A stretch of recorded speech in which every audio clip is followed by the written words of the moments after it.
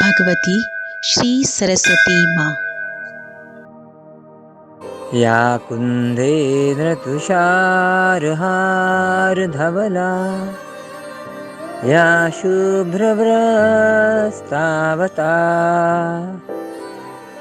या वीणावरदण्डमण्डितकरा या श्वेतपद्मासना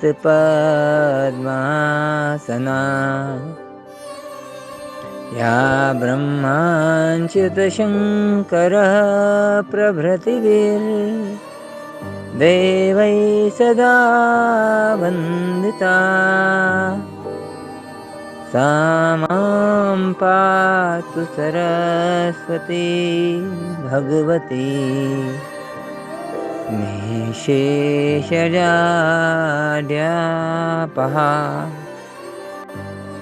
संपूर्ण जगत की कारणभूत आद्या शक्ति परमेश्वरी की अभिव्यक्ति 3 स्वरूपों में होती है, काली, लक्ष्मी और सरस्वती।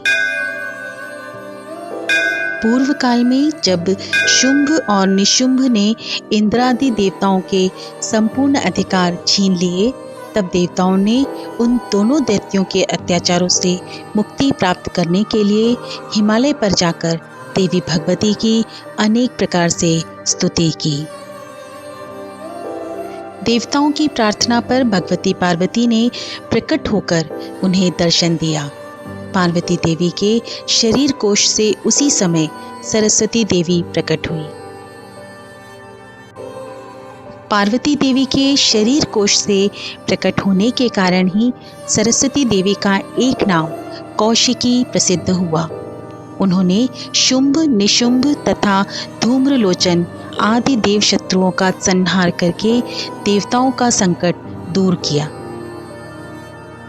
देवी भागवत में आया है कि सरस्वती देवी का प्राकट्य भगवान श्री कृष्ण की जिह्वा के अग्रभाग से हुआ है। उन्होंने सरस्वती जी को भगवान नारायण को समर्पित कर दिया। सबसे पहले भगवान श्री कृष्ण ने ही संसार में सरस्वती जी की पूजा प्रचारित की। पूर्व काल में भगवान नारायण की 3 पत्नियां थीं, लक्ष्मी, गंगा और सरस्वती। तीनों ही बड़े प्रेम से भगवान नारायण की सेवा में रहती थीं। एक दिन भगवान की इच्छा से ही एक घटना हो गई, जिससे गंगा और सरस्वती को भगवान के चरणों से कुछ काल के लिए दूर हटना पड़ा। एक बार भगवान नारायण जब अंतःपुर पधारे, तब तीनों देवियां उनके स्वागत के लिए खड़ी हो गईं। उस समय गंगा ने विशेष प्रेमपूर्ण दृष्टि से भगवान की ओर देखा। भगवान भी उनकी ओर उसी दृष्टि से देखकर हंस दिए और बाहर चले गए।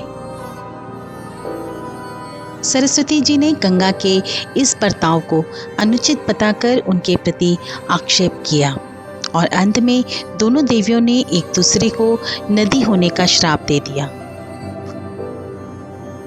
इतने में ही भगवान नारायण पुनः अंतःपुर में लौट आए। अब देवियां प्रकृति स्थित हो चुकी थीं। उन्हें अपनी भूल मालूम हुई तथा वे भगवान के चरणों से विलग होने के भय से दुखी होकर रोने लगी। उनकी व्याकुलता से दयाद्र होकर भगवान ने कहा, तुम लोग अपने एक अंश से नदी होगी, शेष अंश से तुम्हारा निवास हमारे पास ही रहेगा। सरस्वती एक अंश से नदी होंगी, एक अंश से उन्हें ब्रह्मा जी के पास रहना पड़ेगा तथा शेष अंश से ये मेरे पास ही रहेंगी। कलयुग के 5000 वर्ष बीतने के बाद तुम दोनों का श्राप से उद्धार हो जाएगा। भगवान के आदेशानुसार सरस्वती जी भारतवर्ष में अंशतः अवतीर्ण होकर भारती कहलाईं। दूसरे अंश से ब्रह्मा जी की पत्नी होने के कारण उनकी ब्राह्मी नाम से प्रसिद्धि हुई। एक समय की बात है, ब्रह्मा जी ने सरस्वती जी से कहा, देवी तुम किसी योग्य पुरुष के मुख में कवित्व शक्ति होकर निवास करो।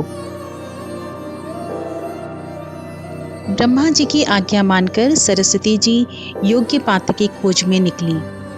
योग्य पात्र की खोज करते करते पूरा सतयुग बीत गया। त्रेता युग के आरंभ में सरस्वती जी घूमते घूमते भारतवर्ष में तमसा नदी के तट पर पहुंची। वहां महातपस्वी वाल्मीकि निवास करते थे। महर्षि वाल्मीकि उस समय अपने आश्रम में घूम रहे थे। इतने में उनकी दृष्टि एक क्रौंच पक्षी पर जा पड़ी, जो उसी समय एक व्याध के बाण से घायल होकर गिरा था। पक्षी का सारा शरीर लहूलुहान हो गया था। क्रौंची उसके पास बैठकर करुण क्रंदन कर रही थी। दयालु महर्षि के मुख से उसी समय करुणा से द्रवीभूत होकर संसार के प्रथम महाकाव्य का पहला श्लोक निकला। यह श्लोक मां सरस्वती देवी की कृपा का प्रथम प्रसाद था। उन्होंने महर्षि को देखते ही उनकी असाधारण योग्यता का परिचय पा लिया था। सरस्वती जी के कृपा पात्र होकर महर्षि आदि कवि के नाम से विख्यात हुए। इसी प्रकार सरस्वती देवी अनेक प्रकार की लीलाओं से जगत का कल्याण करती हैं। पुराणादि तथा तंत्र ग्रंथों में इनकी महिमा का विस्तृत वर्णन भी है।